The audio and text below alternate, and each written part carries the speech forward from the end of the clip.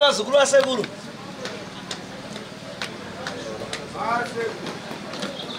Doro redu rechivanhu ndiro riri.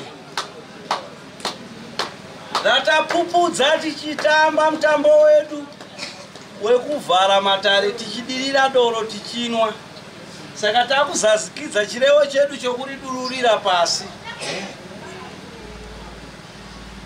Chokutanga tichatanga kutenda gore rinori. Mafambiro atakaita aiwa ndinowipa takafamba muchinake vaipora vairwara vaitambudzika vaidzudzika aiwa apo napo piritsi rimwe unongochirambana naro ukambonzi peni izi ozonzi stopeni ukazopihwa romararia ukazonzi hanzi maaravi hamene ikoko nobva ranyaradza asi unenge wambohwisiwa nokuti zvinenge zvakaoma. Saka ndakutanga kuisa doro rediri. Chokutanga ndichisa doro tichatanga kutenda midzimu yenyika ino inova mbuya nehanda sekuru Kagumi Chaminuka nana mutotwa nedzimwe mhondoro vana mombe shora nana mukweva vese nedzimwe mhondoro dzakasiyana siyana nedzimwe dzechindevere dzinonetsa kududzira. Ndichati aiwa kufamba kwatakaita novaibva munzvimbo idzodzo mune mhondoro nemasvikiro aiwa kufamba kwamaita muchiuya pano ndinoipa dare redu raifamba muchinake ndoisa futi zvekare kechipiri kuti aiwa kana munzvimbo muno matigere muno mudhorobha muno mudzimuwo irimo hakuna kusina mudzimu.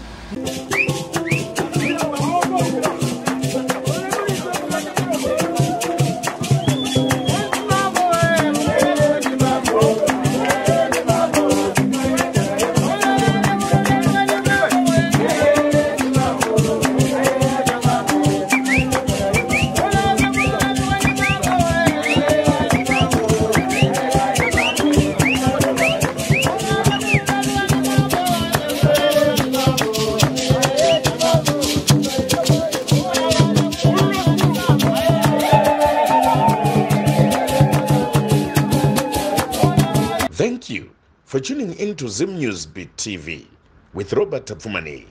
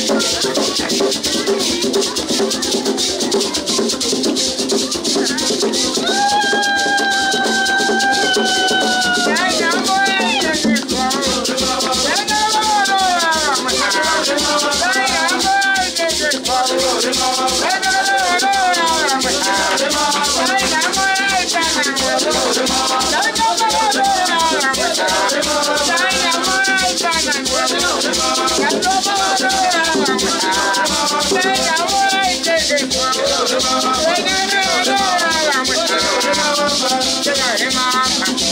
Yeah.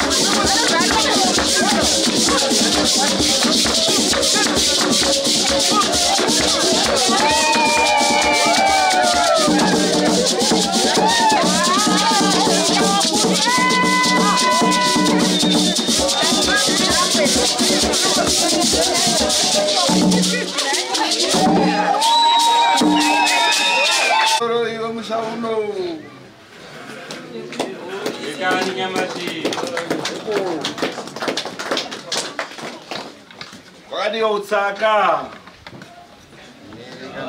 Aiwa, pinda wakwere vari kumhanya.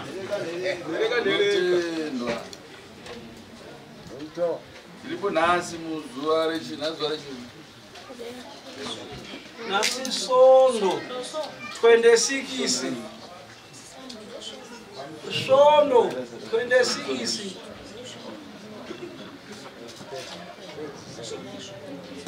Sondo chishona Sunday chirungu. Mwezi wa Gumiguru.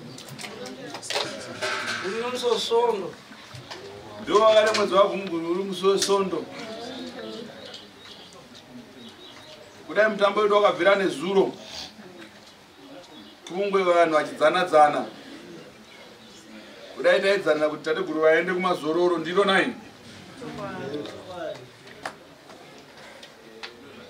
Saka muzuva ranhasi izuva rekusunungurwa kwekupweredza musha uno nemi mativi mana makona mana munodai kuuya mudada tateguru tasvo. Saka nhau dzese tinozviziva kuti vakuru kana vachienda havaende nenyota. Mukati mamuru munana manjuzu munana chii ndiamusiona hari dzakasiyana siyana umwe murikuona umangerengere zvanoshamisa kuti tateguru tasvo vari kuvhara matare nohwa chirungu sei wakabikwa uripo wamuri kuonawo mese muchaoni svusvu kwakutandara muchidzana muchimbona tateguru venyu. Aiwa kada wache andika kada wache ndizvo nai munobanzwa.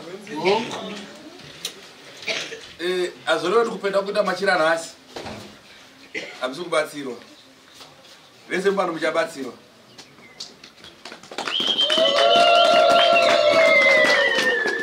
Pamwe anozoita munyama anozosvika tateguru vaenda iwo vanogona kuita munyama kana kuti kanyama nai vakaenda mutsina vanozobaiwa ndiroka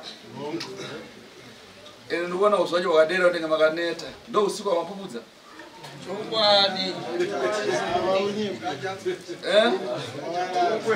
omajambu starter wodzura kujambiwa right munoona matinogaramo tine zvipo zvipo vazvega tiratidzei ndanzano mune magwaro motirera kuti vazukuru vari kutendo vari kunzira kuti mhondo redu ngaizorore ichimwa wakari unotsvedzera pauro usiri mukarakasha zvikati aiwaka pane iwo tateguru vanoda kwesita kana homwe wakata se unotsvedza usina sefa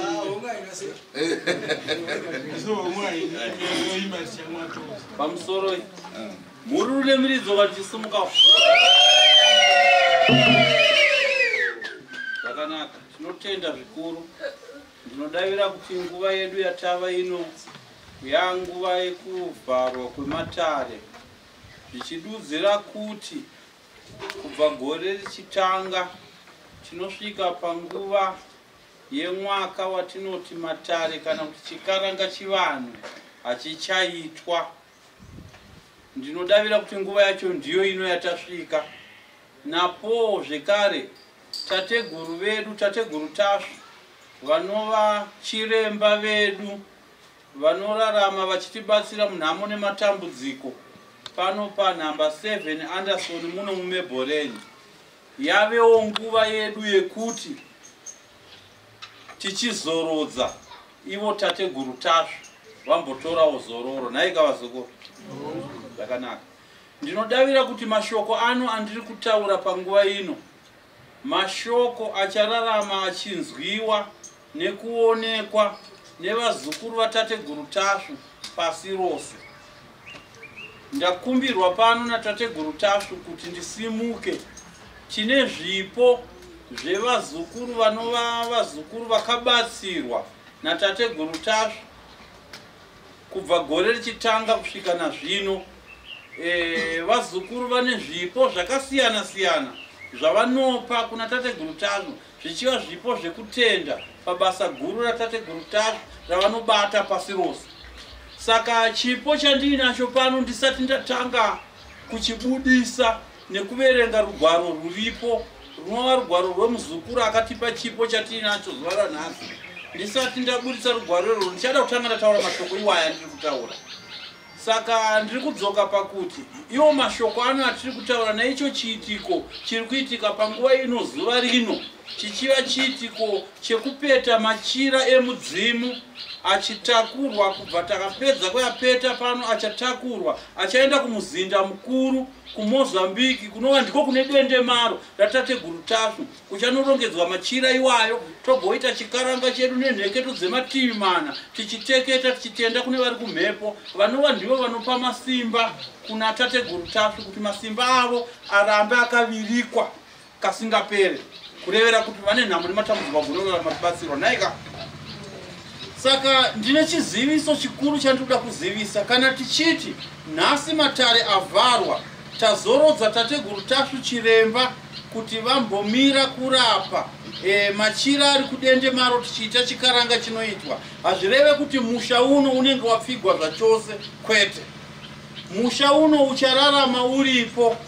Ivo vana sekuru shiri navana sekuru mubare navana sekuru chafa pamushongapo vanoramba varipo. Takarongedzerwa kare mishonga inokurapai vazukuru, kureva kuti ivo tateguru patoti tateguru iko zvotambovazorora vazorora chikaranga nechivanhu hachichazi kuitwa. Hazvidudzireba kuti chipatara chapfigwa, chipatara chinenge chakavhurwa. Munondizwa vazukuru? Echimbopeyo chipo chemhuru nemuridzi chiri kuti chipatara chichange chakavhurwa siku nesikati. Mishonga takarongedzerwa yakasiyana siyana, mishonga inokurapai. Saka muchange muchiuya vazukuru, pose pamanzwa parwadza uyai kuno kumatare. Pose pamanzwa chakunetsai rambai muchifona. Iyo reception yenyu iyo ichange yakavhurwa siku nesikati. Rambai muchifona muchitaura zvichemo zvenyu kuna receptionist, muchiuya pano kune mapharmacist edu achanga aripo mushonga muchipiwa. Nhaika vazukuru, hazvirevo kuti kana tichiri tavhara matare kureva kuti chipatara chavharwa, kwete, chipatara chinenge chakavhurwa.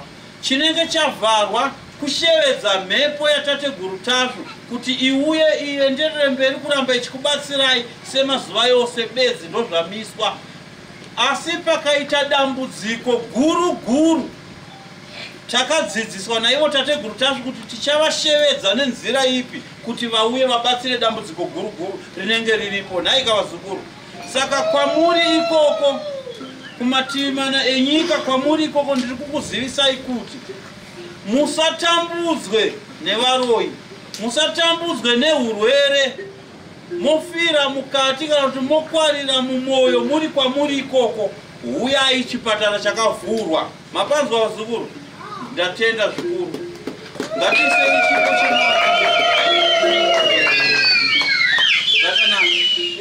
ndakuchidzoka pachikumbiro chandakumbirwa kuti ndisimuke ndikutaridzei chipo chakabva kune mumwe muzukuru.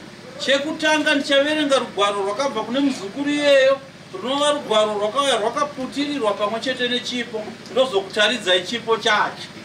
Ndatenda. Ndimo ndiombererewo.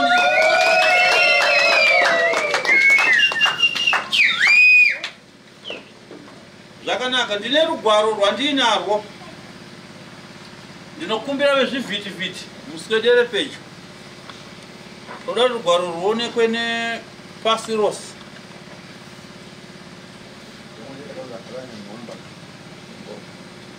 Ndinodavira kuti rugwaro urwu ruri kubuda, ruri kuverengwa, ruri kuonekwa zvakanaka. Ndakuchiruverenga rugwaro kune vamwe vasina kukwanisa kuruona, vanhu vasina maziso, vasingagoni kuverenga vaye, vanokwanisa kungonzwa chete. Rugwaro rwakanzi from Munashe Mubhao to Sekuru Tasvu, kutenda zvikuru nebasa guru ramakaita. Murunimiridzo. Uyu muzukuru uyu kana ndisingakanganise ndiye mumwe muzukuru zvekare akauya nechipo chengoma, akapa zvekare mudare raTateguru Tasvu zvichiburikidza nemufaro wake mukuru waainawo kubva pakufarisisa nekugonerwa nekurapwa kwaakaitwa nasekuru Tasvu. Ndatenda. Nazvino urwu rugwaro rwake rwaakanyora rwakauya rwuri mubhokisi randimire pedyo naro, rinova bhokisi rine doro rakatumirwa kumatare. Ndiro doro randakuchisimudza ndikutaridzei kuti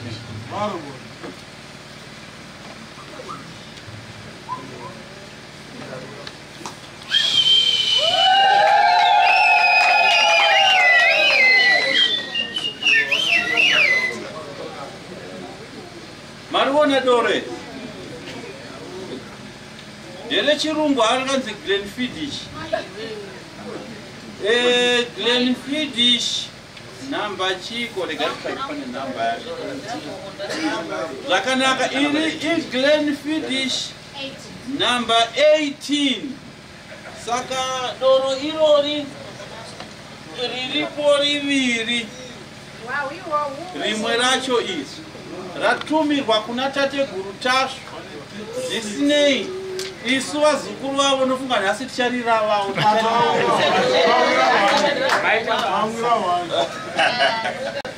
Zvakanaka.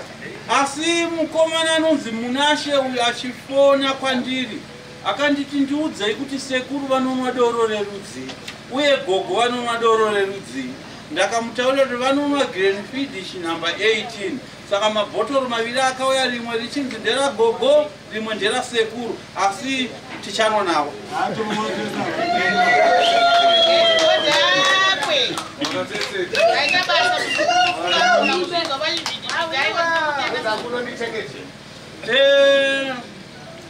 Nekudaro ndiri panguva yekumira pano ndichitaura nemi kudai zvivazukuru. Ndatsikwa nemumwe muzukuru wangu panapa. Ndasumuka ndisaenda mutauro zita rake. pane mumwe muzukuru watateguru Tasvo anokosha zvikuru kuna tateguru Tasvo, ngasimuke. Simuka kana muzukuru. Hausina muzukuru watateguru Tasvo ere? Zvakanaka. Tinokuchingamidza zvikuru yakuna. Uya ndikukwazise. Iwe uri muzukuru watateguru Tasvo sekuziva kwatinokuita.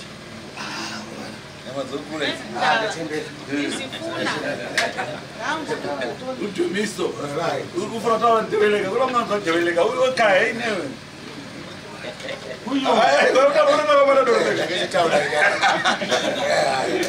Uyo muzukuru wangu uyo anonzi anonzi Bobojan. Ndozita rake muzukuru wangu. Muzukuru wasekuru Tasvo, muzukuru wematare uyu anonzi Bobojan. Ndatenda zvikuru Bobojan warona doro ratengerwa tateguru. Iwo waigirawo chi? Ene ndawo yazotora doro. Zvakana chitaura. Ndawo yazotora. Ene ndiri archbishop ka. Church yangu inonzi ZFFIC. Zvidakwa Fair International Church. Saka ndawo yazotora. Yazotora ina muri wani wazukuru. Zvidakwa Fair International Church. Ene yacho mashuri inonzi ZFFIC. Zvidakwa Fair.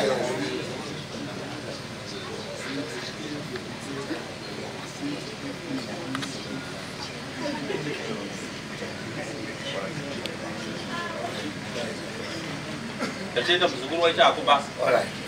Tinotenda zvikuru vazukuru. Nekudaro ndichaenderera mberi kutaura mashoko angu andisati ndapedza apere nhasi zuva rikatovira nhasi ndichitaurawo. Nekudaro tine doro redu rechikaranga chakumbirawo nzeve dziterere. Tine doro redu rechikaranga ratinaro pano patsika dzedu. Tinoti kana nguva yafamba yasvika sepa yasvika, tinobika doro redu rematanda, doro rechivanhu. Saka tine doro ratinaro pano rinova doro ratabva usiku hwese tichinwa, richisanganiswa richiitwa chivanhu charo kusvikira nazvino nguva ino. Tinaro doro redu ndiramunoona riri mugate rakagadzikwa pano. Asi nekuda kwekuti tine zvimwewo zvipo zvakafanana nezvedoro rechirungu ramaona ratinotumirwawo nekutendwawo naro nevamwewo vazukuru vanosibatsirwa, ndofunga ndo rimwe ramuri kuona riri papo. Saka tichava nenguva yekuti ticharidza ngoma, tichipemberera, tichifara, tichionekana nemhepo yekwatateguru Tasvo kuti inge inonozororawo pazororo rayo mune zvakanaka. Saka kana tichizenge tapedza kupembera tichinwa doro redu, panguva yatichange tichipembera tichinwa doro redu, kana paine vamwewo zvekare vazukuru vanoda kuwedzerawo zvipo zvekutenda tateguru Tasvo, tinozvigamuchira panguva iyoyo yakare imwe chete. Kana tichinge tazopedza kuita bembera redu, tichakumbirawo zvekare kune mhepo yekwatateguru Tasvo tisati taonekana nayo. Tine vazukuru vamwe vauya vane matambudziko avainawo. Tichakukumbirirai nguva machira tisati yapeta, mopinda mudare mombobatsirwa. Naika vazukuru. Tisingakanganwe tine vamwe vazukuru vauya neushereketwa hwavabva nawo kumusha kwavo. Vazukuru vasekuru,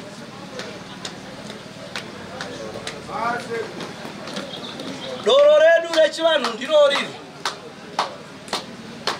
ratapupudza tichitamba mutambo wedu wekuvhara matare, tichidirira doro tichinwa. Saka takuzazikidza chirevo chedu chokuridururira pasi. Chokutanga tichatanga kutenda gore rinori mafambiro atakaita. Aiwa, ndinowipa takafamba muchinake, vaipora, vairwara, vaitambudzika, vaidzudzika.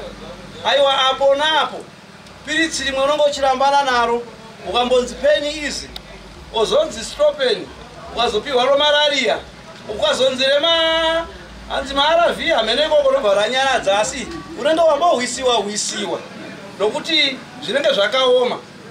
Saka ndakutanga kuisa doro rediri. Chokutanga ndichisa doro. Ndichatanga kutenda midzimu yenyika ino. Inova mbuya nehanda sekuru Kagumi Chaminuka. Nana mtoto anodzimwe mhondoro. Vana mombe shora. Nana mukweva vese nedzimwe mhondoro dzakasiyana siyana. Nedzimwe dzechindevere dzinonetsa kududzira. Ndichati aiwa kufamba kwatakaita novaibva munzvimbo idzodzo mune mhondoro nemasvikiro. Aiwa kufamba kwamaita muchiuya pano ndinoipa kuti dare redu raifamba muchinake. Ndoisa futi zvekare kechipiri kuti aiwa kana munzvimbo muno matigere muno mudhorobha muno mudzimuwo irimo. Hakuna kusina mudzimu nokuti hakuna kusina guva. Saka ndinoti aiwa kufamba kwatakaita ndakuchikumbira kuti vazukuru vasekuru novarwere vasekuru vafambe zvakanaka. Mumwedzi wambudzi watapinda umo vagare vari muchinake, kana vacharima varimewo zvakanaka. Naidzo mhondoroka dzinotiwo pari zvino tinombomira matare idzo mhondoro ndo dzinenge dzakunyikinyisa kudenga kuti mvura inaye mugadziridze mbeu, nokuti mwedzi uno watava ndewe mhondoro unobika doro rinonzika muti kana kuti wehuruva. Ndo panonzi aparorwe. Hakuna anoendesa pfuma mwedzi watava watapinda umo. Hakuna anotizira kutizira kuye kushaishisha. Hakuna anoendesa pfuma nehweseri asi kubhadhara zvikwereti munobhadhara musazoregeza bhadhara. Ndakuisa kechitatu ndakutenda kuti aiwa doro rataisa iri kana varidzi venyika kana mutungamiriri chaene zulo kwanga kune bira. Ani makarinzwa mutungamiriri wenyika wakanga pane bira panonzi payapa.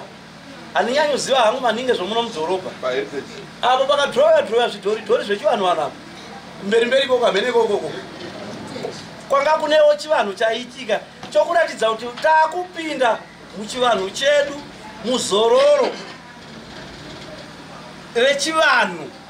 Midzimu yenyika mhondoro ndo dzakuchifakanya, ndo dzakuchiita mabasa adzo. Ndino urombo vakaita Chimina hokoyo inoti mwedzi watava ndowe mhondoro kufamba kwadziriita. Chimina hokoyo kutsverurwa kana kutenga mota yake wakatenga uchita Chimina inobvira. Aiwa ndinokutendai vazukuru regai ndite shu.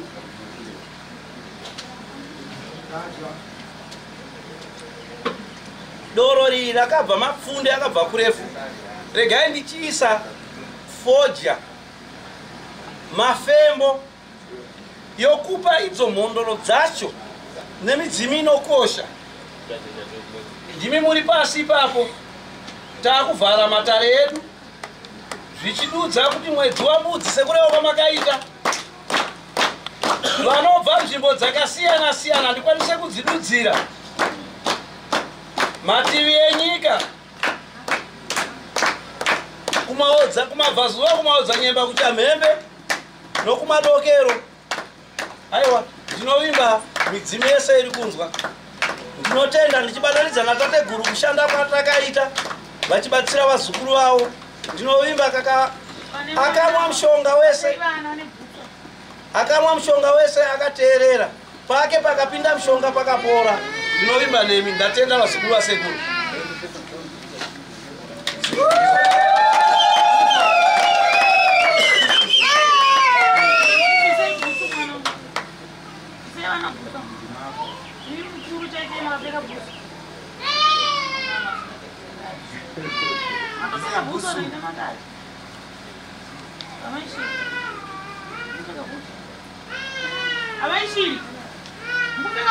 Muzvimbedo zvitambidzana zvemhute kumera kwadzo nheneredzi aya dzinouya dzine mapuka akawanda nekuuyo kweimwe shona dzine zoro dzoti zvatine potsaka ndo anga asimbotaura semadimikirana asekuru anga azibva kutaura ava vasita inda ati makuna ndevazhinji vakatiza mumisha yavaigara ava akuti ndenzi mureva asi kwanga arainzi shumba anga amitisa mwana waatete. Saka tapa chivanhu apa kuchipikiso ayo chingaite mhingo newe ndokunge maona vaine dovara vaisa pasi apa. Ini ndinogara kuri kutendo manje ndokuti chandinoita ndeda kurumbidzawo nevamwe vane zazikidza basa repano pasi. Pari zvino mutipo mukana nditaure ndichitendo ndiri mutsaka yanyamasvisva. Asi yo tsaka yanyamasvisva kuti inze yademhera nhenhere inenge yakadiridzwa mvura netsaka yekwamhofu. saka mutipo mukana munyasa kuteeresa muchiteto makuhwa ipapo.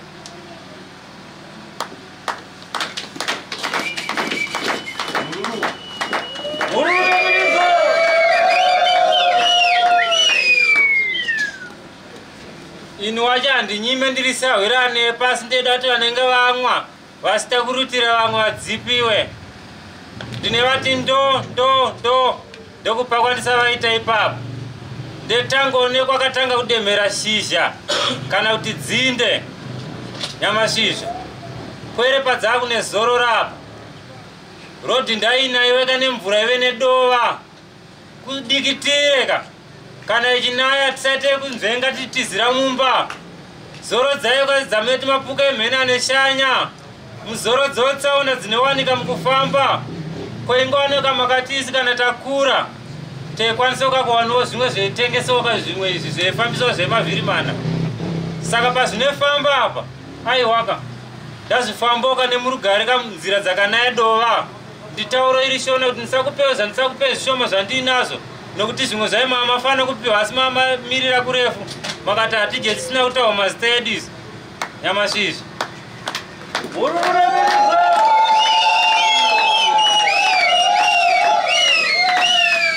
Anove mpwere wamukatauroka kuti imi mamusarudza nekududzira kuzomuchengeta muchiti muchamuviga mumapapiro egivi uyu.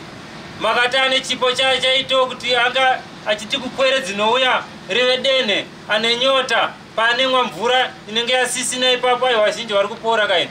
Vamwe vacho ndetembonza vasinyepo kuti imi pandikaenda pai kuchipatara ndakambonzi handine chirwere chenyika asi manga ari makuhwa enda ndakaroiwa.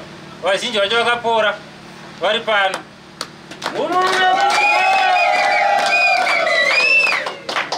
Neyangu yandatanga kusataura ndakati aiwaka ndetendoka kuti dzinde parinenge richinge rakapupukira paye pane mudiridziri tinewekwa mhofu ndevaneramba vachitiko homwedi vabika pamwe nguva vambopisa poto iyoyo asi hapana paunganzi ndavasidzokera ndokuti vachemberaka tinavo kamuchembero tinavo.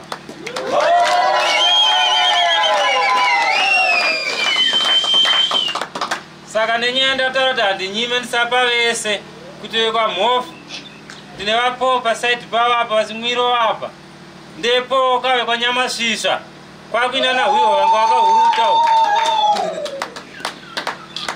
kana patakuendawo kuzororo apa ndine wangu mpwere kutaura kwake pashona kuti anoita kusura ari kupikwa uyo ari apa uyu ndadzika misoka kwaanoendoka mvura inaedova munda wane jara zibude mbeu wane yakava.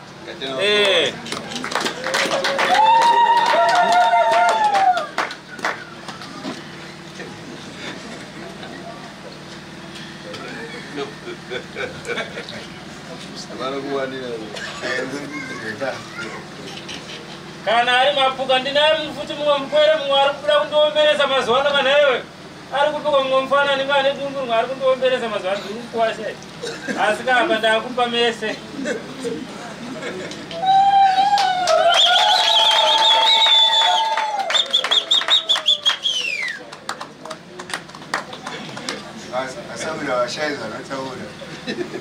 Nevamwe vaijodze matwinzi idzi apa kukupa handikunyimeka ndengoti ndo vamwe vacho ndovakazefa vayakama mashosho mari vakutaura nemunhu asi ndeyekupeka handingakunyimeka.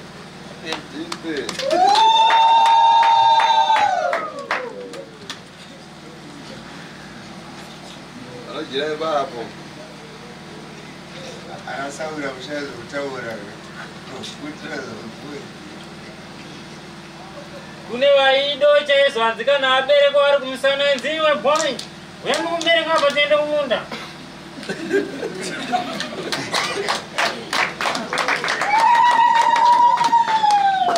Kweinoka kana ndatiwo ndatauroka vamwe vese oka kwendikabva ndefambo indedoka namai ndakuenda kumunda kundavaitesa vane wandombi chani.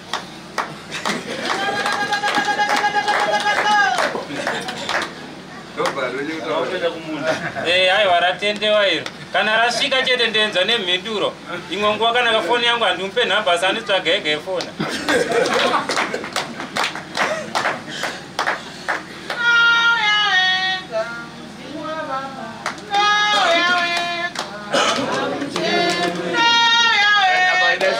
Vamos